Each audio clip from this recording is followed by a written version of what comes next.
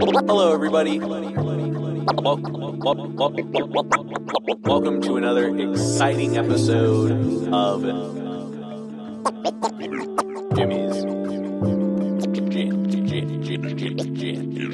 Jam Box.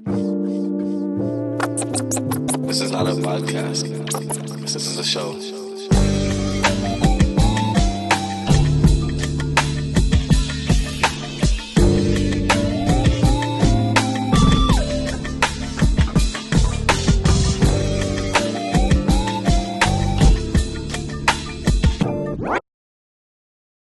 Hello, everybody. Welcome to another exciting episode of Jimmy's Jam Box. We're here and we're back at it and we're going to get on into it. But before we do, as always, make sure to like, subscribe, push all the buttons, do all the things. You know, I don't know where they are, but you do, and I trust you. Now let's go ahead and get on into it. Here is today's guest.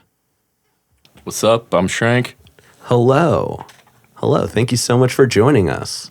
Thank you for having me. Yeah. Those of y'all, he's actually in real time painting a picture that's going to end up in that, you can't see where I'm pointing, but the space back there. So that's what's happening down below and why he's not making direct eye contact. But it's all right because I know he's doing something cool. Why don't you go ahead and tell us a little bit about yourself, you know, where you're from, what you do, give us that like Tinder profile of your involvement with your art.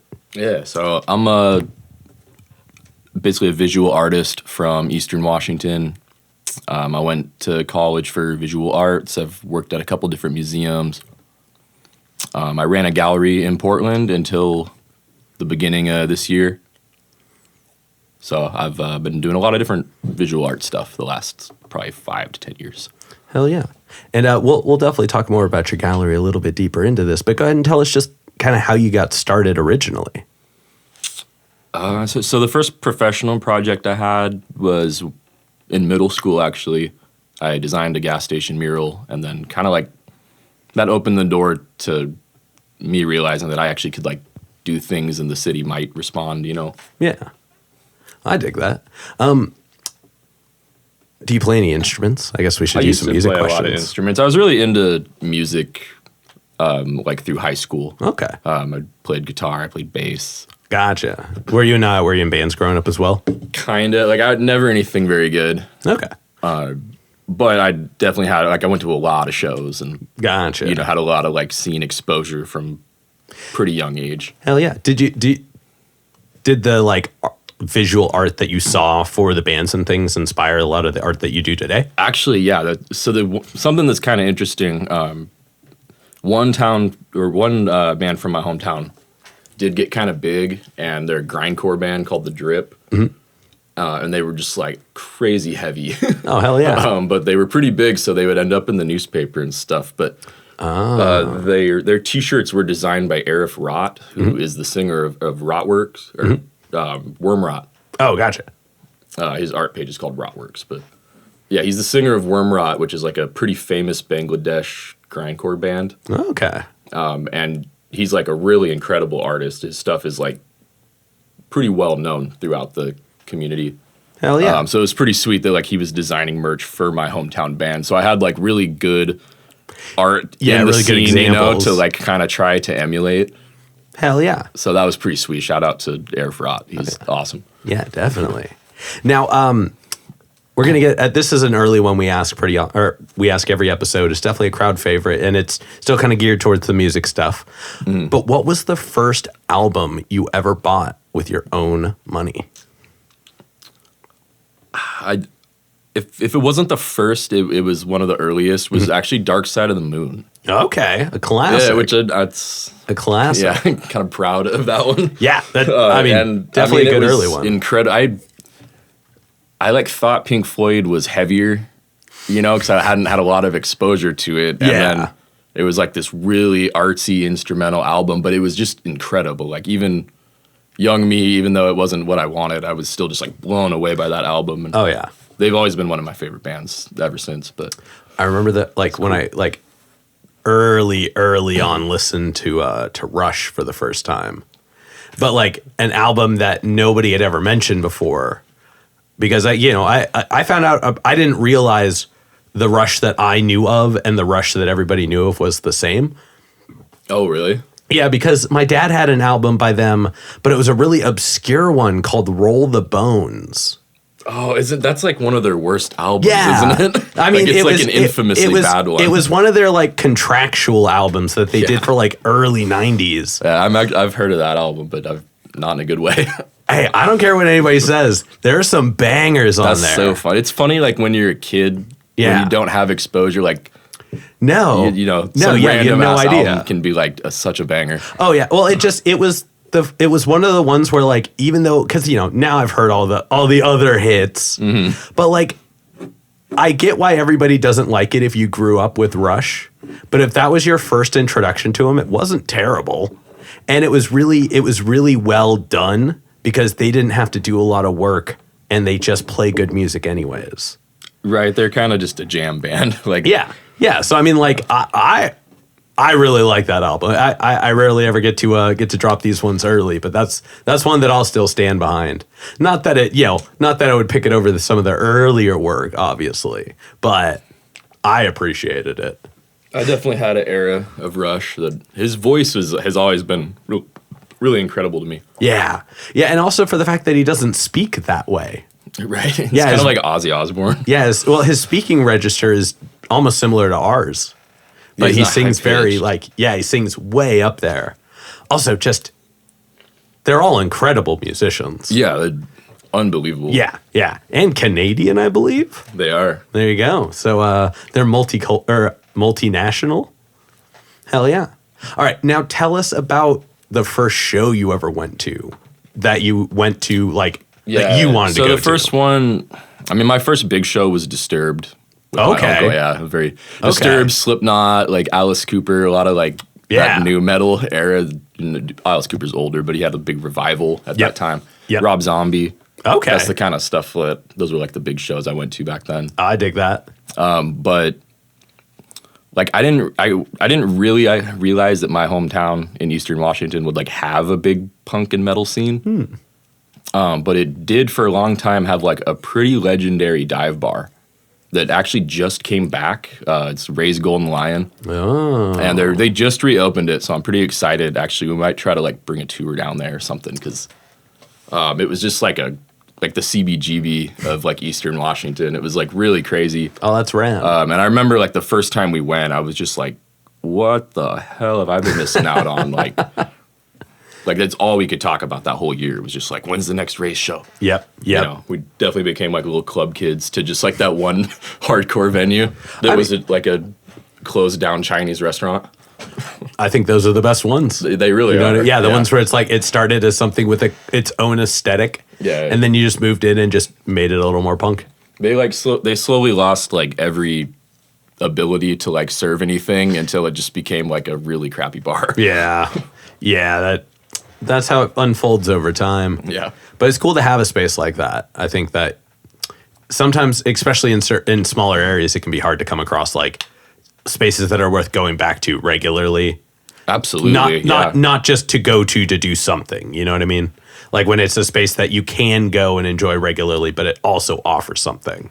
Right. I think that's really like where the model for 228 came from, was just like how much the scene loved that one weird venue. Yeah, that just that commitment to a place that is committed to what it does. Yeah. Because some places do that better than others. For Right, sure. For sure. All right, but let's go ahead and now we're going to dive into a little bit more of you as the artist. Yeah. And we're this is an easy one. We get it out of the way quick. How did you pick your name? So I didn't go by any kind of name like in art school or Spokane. Mm-hmm. And when I came to Portland, it just seemed like everybody had a name, but also I realized that I could not remember anybody's real name, but I knew their art name. So I was like, for marketing and alone, like I gotta like come up with something that's memorable. Yep. No, I totally and then get that. after like 3 years now and all the stuff we've done, I'm like it's kind of just here now. Yeah, that makes sense. I mean, I baked my real name into my artist name, so it works Right, out. My social handle is literally just my first name. So, Lucked out on that one, but no, I get it. I get it. The first, I did pick like one name before that was like really bad. Oh, geez. And I like changed all the social media. I went to one thing and everybody was like, how do you spell it? And I was like, it's got to change. Oh, man, that's something that I think always needs to get said more often than it does. Like, make it something that either you can spell quickly and easily or everybody can just know that's how it's spelled. Right. If you have to physically count the amount of one recurring vowel, it's maybe not the most catchy name. It's maybe not one that's going to be remembered. And that's not to say it's not part of the brand. It's not to say that people won't eventually remember, or somebody will just create like an acronym or some shorter version that everybody will go with, and it's a whole thing. Right. But it can really help in the beginning to have something that's at least easy to navigate. So, my semi-regular reminder to everybody to do that. Right. Keep it simple, stupid. Exactly. Now, this next question's kind of it's a little bit more heady, I guess. But take us through kind of your process, because like I'm not good at visual arts. You know what I mean? Like it's always just been, it's like music kind of always made sense to me, but I could just never like start a picture, or like decide on color palettes or things like that. I just never get to commit to those things. I have not met a lot of musicians that are like really fantastic artists. It does happen, but like it's more common where it's like they're surprisingly like inept at it for some reason. I imagine it's just different, different series of brainwaves and things. Yeah. But like people think they're more similar than they are, I think. Yeah, no. And I mean, they're vastly different for so many reasons. But like, what do you do when you're starting a painting? And then subsequently, what do you do to decide it's done? So it depends on the style I work in, because I've changed my style a lot over the years. Mm-hmm. I've worked in realism and stuff in the past, which I think for that stuff, it's pretty easy to like know when it's done. Yeah. But over time, I've found that like it's stronger to just be able to like paint on the spot and make something that's cool. Mm-hmm. Then you can go anywhere and paint at any time, and it's like it just is a much stronger physical in person kind of thing. Yeah. So I've gradually tried to like more make stuff off the top of my head, which I guess could be like a meditative practice in itself. Mm-hmm. The styles that I work in kind of come out of like the early 20th century, which is like when cameras started to really be a threat to artists. Yep. And that's kind of when you see them break away from realism. Mm-hmm. And a lot of, in my opinion, kind of the best stuff gets made because they have to compete with that medium. Yeah. So I kind of go with that same philosophy a lot, like that like early 20th century philosophy of like just painting in general. As far as when that gets done, it's like when I'm tired. I don't tend to work on stuff more than a day or two. Okay. Interesting. Have there ever been, I guess not ever, but like, are there a couple pieces that you like did put down for a while and come back to? Yeah, sometimes. It definitely happens. Gotcha. Well, it's a really interesting approach to only do it for a day or two. Do you ever find you have to move more? That never happens. Do you ever find you have to move more quickly because of that, or like make less decisions and just go with it because of that? Yeah, which is healthy, I think, for artists to do that. One of the biggest things that they like railed into me in art school was that like the process of conceptualizing what you're doing and the process of creating it are two very different things. And if you're doing them at the same time, like your brain is not going to fully sit in either spectrum. Like you're not going to get into those like semi-trance-ish states or something that you would need to like paint like that if you're constantly like, what is this going to mean? So do you usually sit and think about what a painting's going to be before you start painting it? A little bit. It's more like I get into a style and then like sitting down, I'm like, I know I'm going to do something like in this style. Yeah. So I normally have a couple like things that I'll cling to, but they're ever evolving and they're different in different paintings. Like this one, I was like, I want it to be a little bit like totemic versus some stuff like moves really freely. You know, some stuff's figurative. I do landscapes sometimes, but they still tend to be like fairly like abstract. Oh yeah.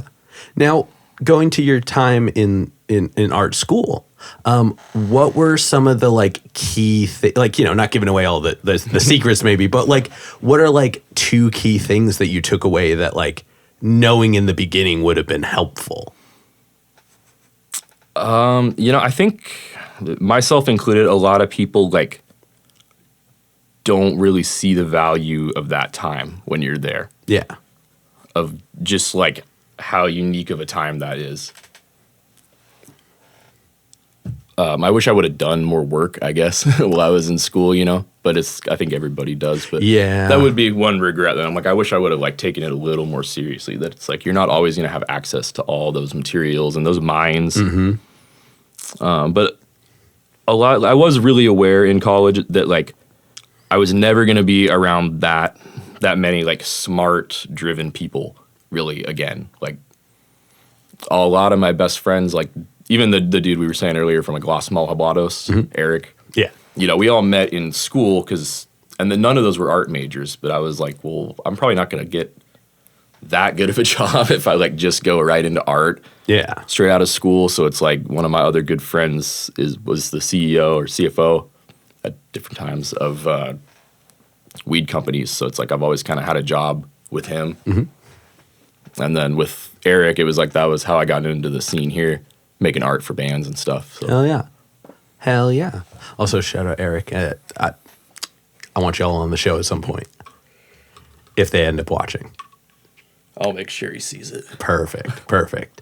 Now, before we talk about 228 in depth, because I would definitely love to hear all about it, I first want to ask you about a particular segment that you had running on Instagram for a little while called New Kathmandu.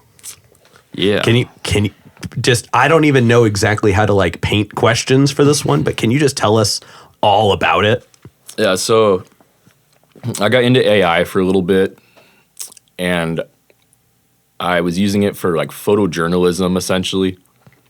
I found that it made like Muppet, puppet kind of stuff really well. It wasn't great at people, but for some reason it was like really good at like anything like Jim Henson would make. Yeah. So I was like, well, I'm going to start doing like cool photojournalist projects with Muppets or whatever kind of. It usually didn't make Muppets. It made like really just kind of weird, creepy, like subway sewer people. Yeah. They were like the garbage pail kids of Sesame Street. Yeah. But it was really unique because I was like, I've never really seen these in a movie or anything. Yeah. Like they were kind of cool. They were weirdly gritty. They were, but oddly palatable, if that makes sense. Yeah, they like, were a little cute. Yeah. But, it was really good at like making like 1970s New York and like third world countries and stuff like that. So I just kind of started like throwing all that stuff together, and I created this. I did a few different series, but the New Kathmandu is basically like an imaginary city, like in the Himalayas or something. Yeah. And I was like, what if every image I do, like I write a story for it, and it's like becomes this like whole world or something. And I'm not the only artist doing that. There were a few doing that. Locally, Sean Aberg is doing something like that. He's the creator of like Pork Goblinko, if you've ever heard of them. It's like a whole brand that was big in punk and DIY. But he was doing that too, so we were sort of like bouncing ideas off each other for a little bit. Hell yeah. Well, that was the thing that really pulled me to it too, is there was so much, maybe not even like world building, but presence. Every picture had a story attached to it. So you kind of got to see these characters and kind of like experience what this imaginary picture was, because you were very forward about it being AI. It's not like it was a secret, but the fact that you were taking AI generated images and narrating them, and I assume you didn't have AI write the narrations. I tried that yourself, and it just wasn't very good at doing it. Yeah. That doesn't surprise me at all. But like, so it's cool that you took something that was AI generated and gave it a human-made narrative. Right. And I think that gave the project a lot of life. And Yeah, and for it sure. made the city aesthetics were really interesting in all of it, because like you said, it did have that like that kind of gritty feel to it, but it didn't feel like other AI generated scenes that I had seen where like nothing quite looked like a building. Like if you focused on anything for too long, it like immediately didn't look like it. Right. All of yours very much had that, like everything looked like a completed dialed space. I think it's that Jim Henson part. Like I don't know why, but it's like it can't focus enough to be an HD real thing, but it can look like a gritty diorama. Yeah. And that's kind of it all. A lot of my stuff like looked in between realism and a diorama, which was a really interesting Yeah. visual plane to kind of exist on. Yeah. Now that you say it that way, that makes perfect sense. Like, oh, Like they all looked like miniature scenes to me. yeah. Yeah. It looked like they were real, but they weren't like scale. Right. And yeah, because they would have like, it was really good at lighting. Yeah. Strangely so. Yeah. It didn't look like things were just placed on top of other things. It did very much look like it was in the space. Yeah. That's a project. I have a lot of that I'm going to post pretty soon. Hell yeah. And then I did a second one with Portland. And for that one, the visuals, I did one of like Portland in the 2012s where it's like all these like hipster Muppets. And then I did like the riots, and a lot of people like weren't aware that those were AI. Like I had a few people hit me up like to make puppets and stuff, and I was like, I was like, I wish I could do that, but that's not what this is. Wait, do you have a puppet though? Yeah, I did, and I eventually did make a couple puppets. Okay, because I thought I remembered. I was like, do I ask him on the show as the puppet or the person? I had like a really elaborate plan with the puppets with 228, and then the gallery closed, so Fair. that may come back, but Fair. it was a lot of energy. Oh, I mean, I don't know if you're familiar with Mr. Randy Feltface. Oh, he is. Well, this is exciting because I don't get to mention stand-up comedy a lot on this, but Randy Feltface is a puppet that is done by a comedian. But not like Jeff Dunham, where like it's a ventriloquist. Like, Yeah. like you only see Randy, Oh, that's different. but it's so much more. Like it's a full production. It's a full production, and they do it in a. It's like a very like minimalism, like minimal meets like over the top at the same time.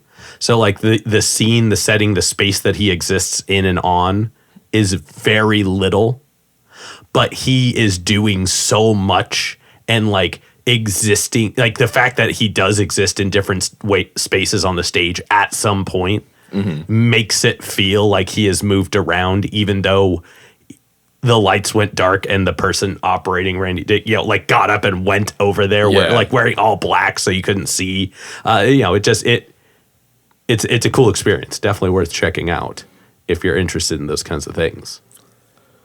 I want to do like a noise band that's like all puppets, or that's all like animatronic like characters or something that are Yeah. like voiced off stage. Did you ever see when Gorillaz was performing on stage with the like multiple screens instead of like being physically on the stage? Yeah, I have seen that. Have you ever thought of maybe like something along those lines with like projectors? And then I'm just doing such, like like, physical, I'm doing so into like the physical puppets Yeah, on top of physical. it. So like kind of a series of like moving in between something that exists in like a digital graphic plane and a tangible plane. if I had it my way, I would get like old Chuck E. Cheese. Oh, Like God. like the whole band Yeah. and like reskin it. Didn't somebody do that? There's a few things that have like there's Teddy Bear Orchestra. Okay, maybe that's what I'm thinking of. There's that Furby, like I've seen like a meme of that, but no, it's is it the real. band. No, there's it's like a why can't I think of what it's like a pipe organ, That's tight. but with As a Furby. Furbies. Oh, that's with tight. multiple Furbies. Like you know how like a big pipe Yeah. organ has like 50 pipes coming out of it. See, I would go see that. It's real. It's real. I would go to that show. Yeah. It's the things nightmares are made of, but in the best way possible. Yeah, I absolutely love like absurdist stuff like that, and if anything, I'd like to push that more in Portland. Like we were kind of trying to do that, but it's hard. Like if you don't have a venue of your own, it's like really hard to like do like well choreographed absurdist stuff. Yeah, exactly. If you don't have a space that like thrives on it, it's hard to present it because there's not a crowd for it. But that's actually a perfect segue for us to finally talk about 228 Gallery. Yeah. And go ahead and tell us just like what got, because you've worked in museums a lot, you've been involved in a lot of things. What was finally the deciding point to like open up your own space, and what did you do with it? So I've been wanting to do that since I first moved here. We spent like a year kind of working out at ADX, building a lot of momentum. And I kind of got like a good crew together, and one of our friends found just like the perfect spot because it had just a lot of legal loopholes. Yeah. And I was like, shit, like let's do it.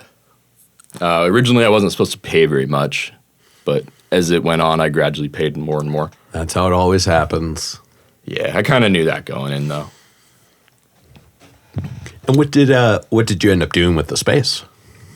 So it was a lot of different things. At first, it was like a thrift store that also like threw shows. Cause we had this big back area, which was basically, it was a loading dock and like our own private loading road. And we were like, oh yeah, we can just like throw shows out here all the time. Which, obviously that doesn't work. Yeah. But we did that. Yeah. We immediately moving in, we threw a 3-day festival. Oh, perfect. Pissed off every neighbor. It was like nothing but like SoundCloud rap and like just heavy fucking bands. Yeah, like perfect. we went from like 9 a.m. to like midnight. Oof. 3 days in a row. Yep.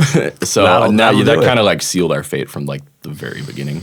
Understandably. But it was a lot of fun, and I think quite a few people enjoyed that. We did like prior to that, we threw like 1 or 2 out of like abandoned spots. But that was fun. We did like a couple big shows out there, but the neighbors just were like so pissed off that we eventually had to stop doing that. So we moved them inside. The thrift store idea kind of gradually like proved not to be profitable in that location, and just never really came into fruition. And the more I paid, the more I was like, why the hell am I paying on this thrift store? Yeah. So I turned it into like just a full blown like gallery. And me and my business partner at the time, the only other one still paying was Fatterall. And we were like, all right, we'll go like, basically we were kind of on borrowed time. We'll go until they tell us to get the fuck out of here.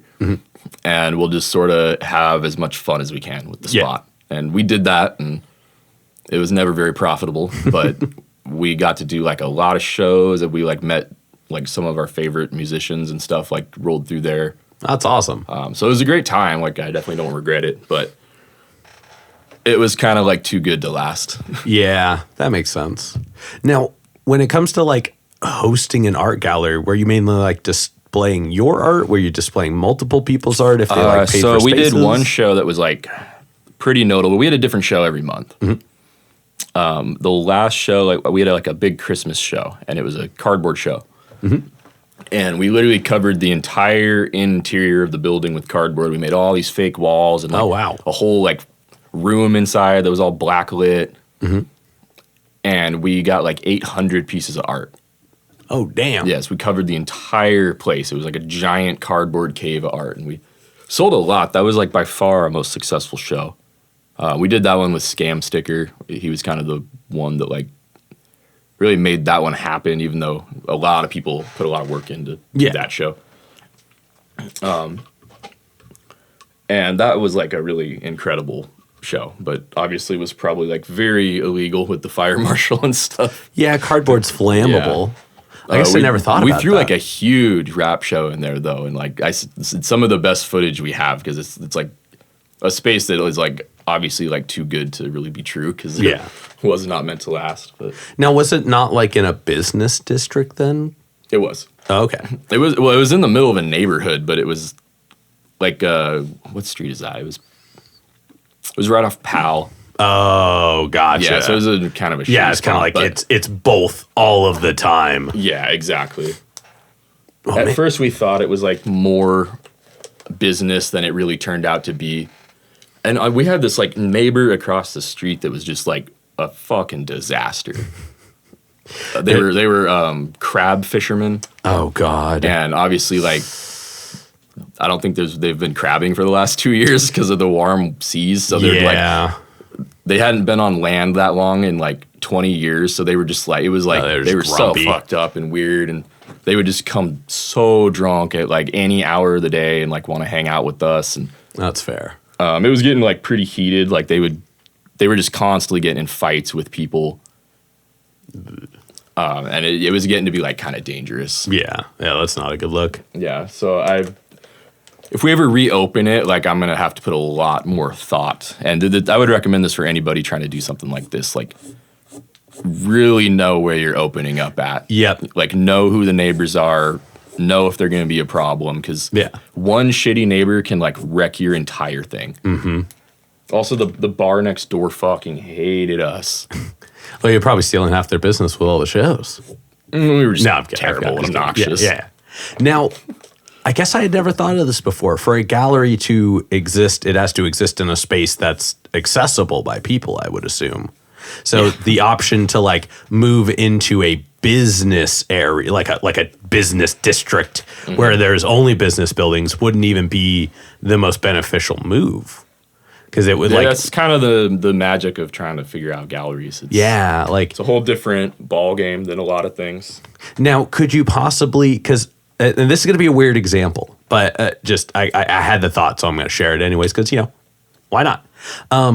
What if you had like a location that was like a during the day just displayed the art, like it was a place people could walk in, it was accessible by foot traffic, and then it was also attached to a larger space that was in an area that was less disturbable? We almost did that with Rainbow City in Chinatown, but Chinatown just fucking sucks. Like, I just can't do business in Chinatown yet.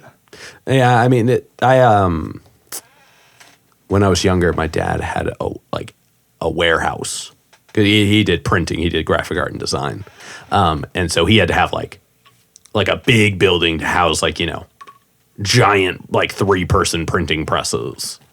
And Was that in Chinatown? No, that was where I grew up growing up. Okay, Like there when I was was a something kid. like that Oh, way yeah. long ago in Chinatown. Oh yeah, but he when I got older, he would let me use the space to do music for like both recording and playing, because the only thing behind it was other business buildings for like a good 20 miles. Like it was a whole area of like warehouses and things. So we played music until 4 or 5 in the morning. I used to do drum recordings at like 1 in the morning there, just because literally there was nobody we could disturb.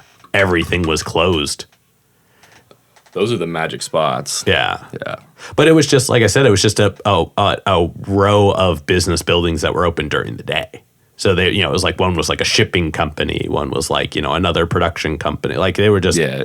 they That's were why all, it's southeast, like South Central yeah. is like a pretty good spot. It's just so expensive there now. Yeah, and that's the one downside, is if you don't have a bunch of people tying in on it to use that space for different things, then it gets expensive fast if you're not turning out something.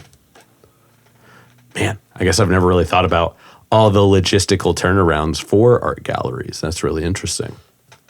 All right, now let's move into some hypothetical questions. We kind of ran away from the regular format for a bit, but that was a lot of fun. I usually ask this, and I'm going to kind of ask it the same way, but it may be different for you. If you could work with any one artist, as big as you want, as small as you want, like any one artist, and usually I limit it to anyone that's still alive, but I think for this case in point, we'll lift that particular one and just who would you want to work with? I'll go living artists. If we're talking like ambitiously, Takashi Murakami Okay. is pretty awesome. And the artists that are that big, like, normally have a whole team of pretty talented artists that actually work under them. Like, they're normally not making their own stuff at that point. Yeah. And he's got some incredible like printmaking techniques and stuff. But a lot of his stuff that looks painted is like printed in really like inventive ways. Interesting. And he's got some really good students. Like just that whole group of artists that he's taught are really interesting to me. Ai Weiwei, another he's Chinese artist. Some people would say he's probably like the greatest living artist. So obviously I'd pick him. Okay. Now, subsequently, are there any local artists that you're aware of that you haven't gotten to interact with yet that you would like to? Yeah, I like Jesse Reno a lot. Him and his wife have managed to be very successful in Portland. He paints in the same sort of like, I think he's got a lot of the same influences that I have. Okay. When I first saw his stuff, I was like, oh, wow, that's very cool. Yeah. One of my favorite artists was Rick Bartow, who I believe used to live out on the coast. I spent a lot of time with his work when I was at the museums. And I just actually recently like kind of befriended his son, who's like the same age as me. So in a couple of weeks, I'm going to go probably out to the coast and talk to him. Well, that's exciting. Yeah, that was pretty cool. Hell yeah. Now, I almost didn't bring it up. Can you tell us about your time at the museums? Like what you were doing there and like how you got into that? Yeah, so I used to be a docent at a museum. A docent is essentially like the people who like will guide you around the museum and like talk about the art. Okay. It's not always like with just like random people that'll walk in, but like anybody who's bringing like a business team in or you know, like a lot of just like professional people in town will like go to the museum. Sometimes they'll like take their employees and stuff. So cool. You never know like who you're going to be talking to that day. It could be like fourth graders or it could be a bunch of bankers. Gotcha. And that was fun. Like just you really had to like learn how to talk about art to do that because you might have to sit up there for 20 minutes if like no one's giving you anything to work with. And did you like? I imagine you got asked a lot of questions. What were some of the coolest questions you ever got asked? My favorite questions were always like from the kids. I find kids ask a lot more imaginative questions. Adults don't really like ask you that interesting of questions. They just kind of listen to what you have to say. Yeah. But kids, you can be like, why do you think that's yellow? And they'll tell you, you know, Yeah. They'll have an answer for you, like regardless of what it is. Fair.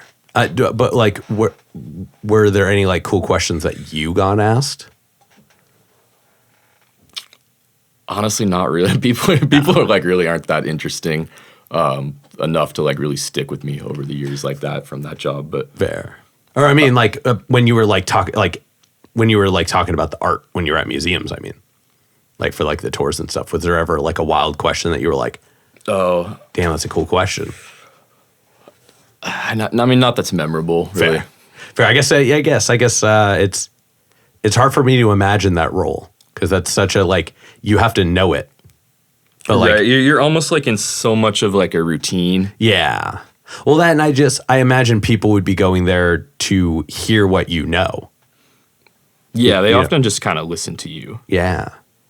Did you ever make up like a thing about anything that wasn't true, but like oh yeah, it was just all funny? the time. That's amazing. But with art, like so much stuff's subjective that it's like it could like still be kind of true regardless. But did you ever just do it to like mess with somebody one day? Oh, yeah. I love that. I always hope that people who do like visual tours around like cities and stuff like that just make stuff up. I want there to be some obscure facts out in the world that aren't true, but the world's more fun because they're there. Yeah, I'm pretty good at that because my other job I used to do was like a cannabis bud tender. Okay. So that's pretty much all you do is lie to people. Oh God. Well, there you go. And exposing a whole market in one state. No, I'm kidding. All right. Now, I really want to figure out a way to ask this question because usually I ask artists if they had to pick a completely different genre than any of the ones they've ever done before, what would they pick? I guess if there's a way to make that question applicable to what you do, what would your answer be? Like, is there a style of visual art you've never done? Yeah, I kind of wish I would have like explored what would be like props, I guess. Okay. You know, like stuff like Hollywood movie kind Yeah. of stuff. How do they make The it kind of look one so of the real? problems is like right as I sort of got in college age, like those areas became very exploitational. Fair. And they still are kind of notorious for being like highly exploitational. Both props and game design, like they can both just have like crazy workloads. I know somebody that worked for Blizzard and they were like living in an apartment with like 5 other people, Yikes. which is from the articles I've read like pretty standard for Blizzard. Yeah. So I don't really regret it, but it's like in middle school and stuff, that was like the only exposure I had to art. So that was like one of the first things I liked a lot. Fair. Okay. Well, that's actually a really cool answer. I would have never thought of that. All right. Now we're going to go ahead and start wrapping this up. Can you tell us a little bit about what you've got coming up, say after the end of, or like middle of August and onward? So we're going to be doing a scavenger hunt. I still have like a art LLC that puts on shows sometimes and Okay. just kind of puts on little get-togethers and stuff. So we're going to be doing a scavenger hunt. Like I said, I'm going out to the coast to talk to that one artist's son. Hopefully we'll kind of like get something going there. Awesome. In the meantime, I'm like kind of just trying to learn to tattoo. That's kind of the next road that I'm trying to tackle. Oh, that's exciting. What, I mean, I guess obviously the art, but like, was it weird getting into that kind of media? Tattooing? Yeah, like, is there like any part of it that's like physically similar to what you do, or is it just so strange because of like how you're applying it? I mean, even though like a lot of what I do when it comes to painting is like not like highly realistic, it's more like expressionist. I do like have a lot of illustrative background. So for me, tattooing is like a way to flex all the skills that I'm not really putting to use when I do this kind of stuff, and kind of vice versa. Like these are more playing around with colors and symbols and what things sit next to each other well. Yeah. But for tattooing, it's like I just enjoy the raw skill of like just trying to tattoo realistically and in different cool styles. I really love like Eastern stuff. Hell yeah. Well, more I mean like physically, like just because, you know, in one instance you're taking an apparatus and putting it on, you know, a flat surface, and in the other you're taking a vibrating, moving object and injecting it inwards and outwards to skin while applying colors into the space it creates. Like, it's definitely a different medium for sure. yeah. Do you find there are any things that transfer over that you learned from one or the other, or is it just like it's just like going from playing soccer to playing chess kind of thing? No, it reminds me more of like oil painting. Like what I'm doing currently here is acrylic. Oil painting is what you use from like realistic stuff generally, and it's very like very much a process. Yeah. Okay, cool. So and then also printmaking too. Like I did a lot of that, and that's just very methodical, I guess. Yes. Oh, Methodical. I'm familiar with that process. All right, now for this next one, go ahead and just look at the camera, take a second, and tell people how they can find you in the future, just like on all your social medias and things like that. Yeah, you can find me at Shrank PDX on Instagram. 228 Colt for the art stuff that we're doing currently. New Kathmandu AI if you're trying to follow that little project. That's it. Yeah. Hell yeah! And then any other plugs, any other shout outs, any other people you'd like to put on while you're on here? Well, shout out Quest and Fatterall, those, and Jay Yensko. Hell yeah. All right, now we've got one last question. We're going to end it on a music question. But before we do, I'm going to steal the camera for just a second. As always, y'all, please make sure to like, subscribe, push all the buttons, do all the things. You know, I don't know where they are, but you do, and I trust you. And now for the final question. what is your guilty pleasure song?